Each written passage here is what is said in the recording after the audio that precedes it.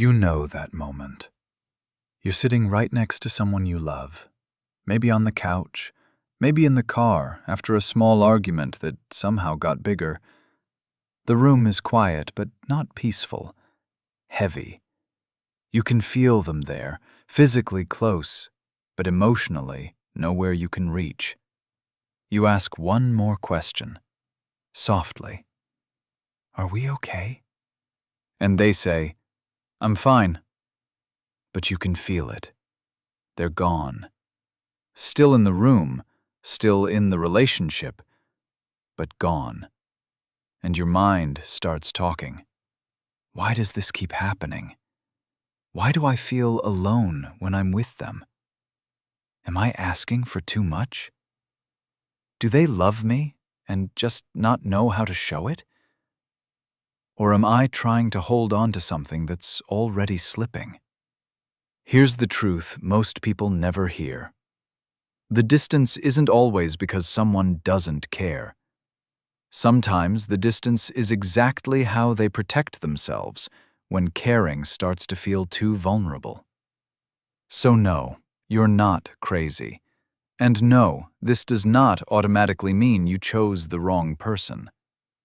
You are not failing at love. If you've ever been with someone who pulls away the moment things get real, or if you're starting to realize you might be that person, this video will help you see the pattern clearly. You're going to understand what avoidant attachment actually looks like, what's happening beneath the surface, and how to stop confusing self-protection with emotional strength. Let's get into it. The mindset reframe. Most couples believe distance means disinterest. Most couples think if someone wants love, they'll naturally move closer to it.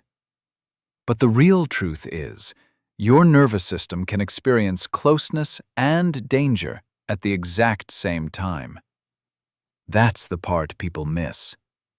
Avoidant attachment is not just someone who hates commitment. It's usually someone whose system learned very early that depending on other people didn't feel safe, didn't feel reliable, or came with some kind of emotional cost. So now, as an adult, the moment intimacy asks for openness, need, softness, or emotional presence, something inside them braces. Not because they're heartless, because they're adapted. And here's what changes everything. What looks like coldness is often overwhelm. What looks like indifference is often self-protection. What looks like, I don't need anyone, is usually a nervous system that decided a long time ago that needing people was risky. Most couples try to solve this by pushing harder. More talks, more pressure, more, tell me what you're feeling. But here's what nobody explains. When safety leaves a relationship, love does not always disappear. Sometimes it just goes underground. It goes quiet. It gets hidden behind logic, busyness, distraction, sarcasm, independence, or withdrawal. And if you don't understand that, you misread everything. You think the problem is lack of love, when the deeper problem is lack of emotional safety. So as we go through these signs, don't listen for labels.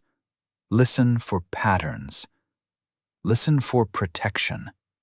Because once you can see the pattern, you stop taking every withdrawal personally. And that's where real repair starts. 1. Closeness starts feeling like pressure. Most couples assume intimacy should always feel good. But for someone with an avoidant attachment style, the moment connection starts getting deeper, their system can begin reading it as pressure instead of safety. That's the deeper truth. They may genuinely want love. They may enjoy you. They may miss you. But when emotional closeness begins asking for consistency, vulnerability, or dependence, Their nervous system can react like a smoke detector, too sensitive, too fast. It cannot always tell the difference between love and losing control. So the pattern looks confusing. At first, they're warm, present, open enough. Then things get more serious, and suddenly they seem restless, irritated, distant, or weirdly hard to reach. Most people in relationships think, "We got closer, so why do they feel farther away?" But beneath the surface, they feel, "This is getting real. What if I can't breathe in this?" The disconnecting version sounds like this. You say, "I just want to feel closer to you lately." They say, "Why does everything have to be so serious?" The connecting version sounds like this. You say, "I just want to feel closer to you lately." They say, "Part of me wants that too. I just notice I get overwhelmed when I feel pressure, and I'm trying to understand that instead of shutting down." That changes the whole room. Because now the distance is named, not acted out. And when you do that, the walls between you start to come down without either of you having to force a breakthrough. 2. They treat needing people like weakness.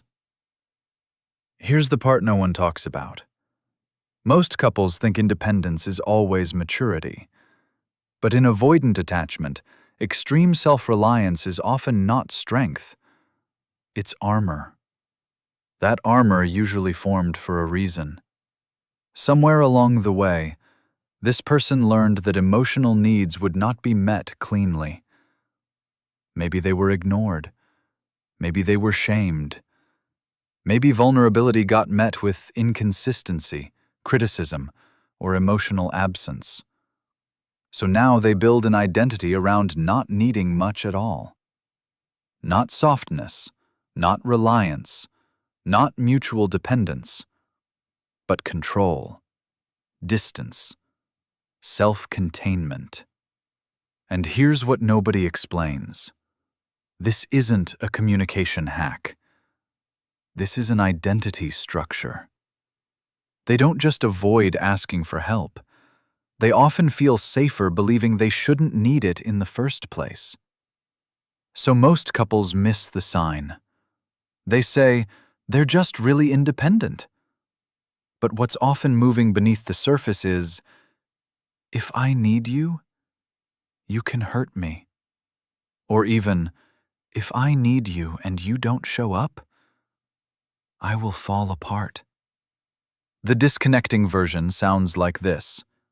You ask, "Why didn't you tell me you were having a hard week?" They shrug and say, "Because it's my problem. I'll handle it." The connecting version sounds like this. You ask, "Why didn't you tell me you were having a hard week?" They say, "Honestly, I'm not used to sharing when I'm struggling. My first instinct is always to deal with it alone. But I know that creates distance." That sentence is huge. Because now they are not performing invulnerability. They are telling the truth about it. And that's the shift that turns a relationship that feels like a negotiation into one that feels like a refuge. 3. They go quiet exactly when it matters most. This is where it gets really interesting. Most couples think silence means someone doesn't care enough to engage. But with avoidant attachment, silence is often what happens when someone cares and feels overwhelmed at the same time. Their system deactivates. That's the language attachment science uses. When emotions get too intense, they suppress, minimize, detach, or go flat so they can regain a sense of control. Not because nothing is happening inside, because too much is happening inside. So during conflict, they can look calm, But calm is not always regulated. Sometimes calm is shut down. Sometimes calm is, if I say one more thing, I'm going to feel trapped, exposed, or swallowed by this. Most couples read that silence as rejection, and honestly, sometimes it feels exactly like rejection. You're talking, reaching, hurting, and the other person looks emotionally unavailable in real time. Their face changes, their energy leaves, and your brain starts saying, I'm alone again. The disconnecting version sounds like this. You say, can we please talk about what happened last night? They say, I don't know what you want me to say. Then scroll their phone or leave the room. The connecting version sounds like this. You say, can we please talk about what happened last night? They say, I want to talk, but I can feel myself shutting down. Can I take 20 minutes and come back so I don't disappear on you? Bro, that is a completely different experience. Because one creates abandonment, the other creates structure. And when you do that, your partner stops feeling like a problem to manage and starts feeling like a person trying to stay present through something hard. 4. They downplay feelings and overvalue logic. Most couples think being the rational one is a virtue in conflict. But sometimes what looks like logic is just emotional distance in a nicer outfit. Avoidant people often learned to survive by moving up into the head. Analysis, solutions, facts, timing, technicalities, anything except the vulnerable emotional center of the moment.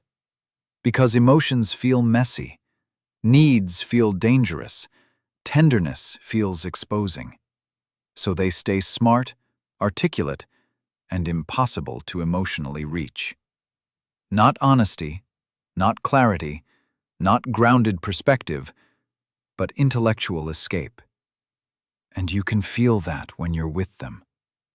You're talking about how hurt you felt, and they respond with a timeline, a defense, or a debate. Most people in relationships hear that and think, why are you trying to win? But beneath the surface, their system may be saying, if we stay in feelings, I'm going to drown. The disconnecting version sounds like this. You say, when you pulled away after that argument, I felt abandoned. They say, that's not what happened. You're exaggerating. I was just tired. The connecting version sounds like this. You say, when you pulled away after that argument, I felt abandoned. They say, I can hear that. Even if that wasn't my intention, I can see how my distance landed that way. That's not weakness. That's emotional availability. And here's the unspoken inner shift. Your partner's brain quietly registers, he actually heard me this time. Or, she didn't make me prove my pain. That moment matters more than most couples realize. Because that's when a relationship stops feeling like a courtroom and starts feeling real. 5. They send mixed signals about commitment. And this is the one most couples never figure out. Most people think commitment fear always looks loud. Cold feet, ghosting, refusing labels. But avoidant attachment often shows up in subtler cycles. They move closer, then they pull back. They say they want connection, then act withdrawn when connection is available. That push-pull pattern is exhausting, but it makes sense when you understand the nervous system beneath it. Part of them wants love. Part of them associates love with engulfment, disappointment, or loss of self. So they reach for closeness, feel exposed, then create distance to regulate. Not because their feelings were fake, because intimacy activated old patterns. Most couples personalize the inconsistency. They think, if I mattered enough, they'd be sure. But what's often happening inside the avoidant partner is more like, I do care. That's exactly why this feels so dangerous. The disconnecting version sounds like this. One week they're planning a trip with you, opening up, talking future. The next week they're hard to read, slow to reply, vague, and acting like you're asking for too much. The connecting version sounds like this. They say, I notice I do this thing where I move toward you, then get scared and pull back. It's not because my feelings disappear, it's because closeness wakes up old defenses in me. Man, that kind of honesty changes everything. Because confusion is painful, but clarity is workable. And when that truth is spoken out loud, the scar tissue between you stops thickening in silence. 6. They need space, but don't know how to ask for it safely. Here's the thing, needing space is not the problem. Everyone needs space sometimes. The problem is when space gets used as emotional escape instead of honest regulation. Most couples get stuck here. One partner asks for closeness. The avoidant partner feels overwhelmed. But instead of saying, I need a little room and I will come back, they vanish emotionally, go cold, get busy, or act irritated that closeness was needed at all. That creates a brutal cycle. Because space without reassurance feels like punishment.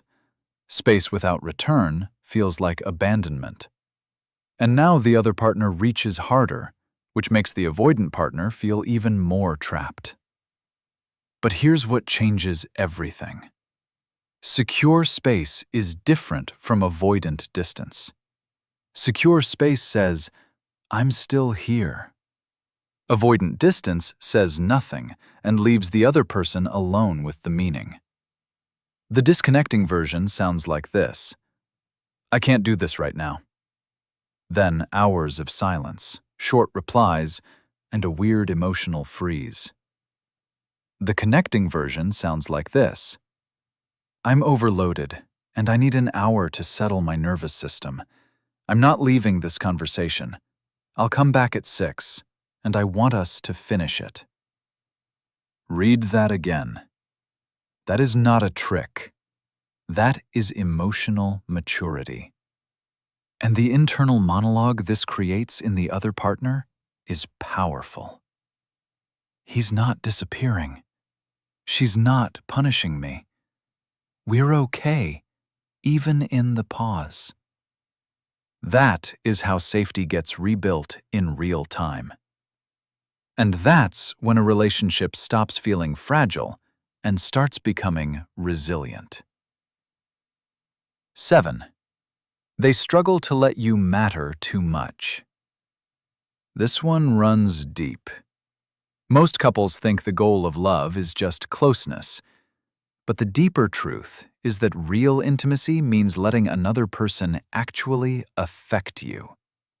That is terrifying for avoidant attachment. Because if you matter too much, you gain power. Power to disappoint them. Power to reject them. Power to see parts of them they've worked very hard to keep hidden.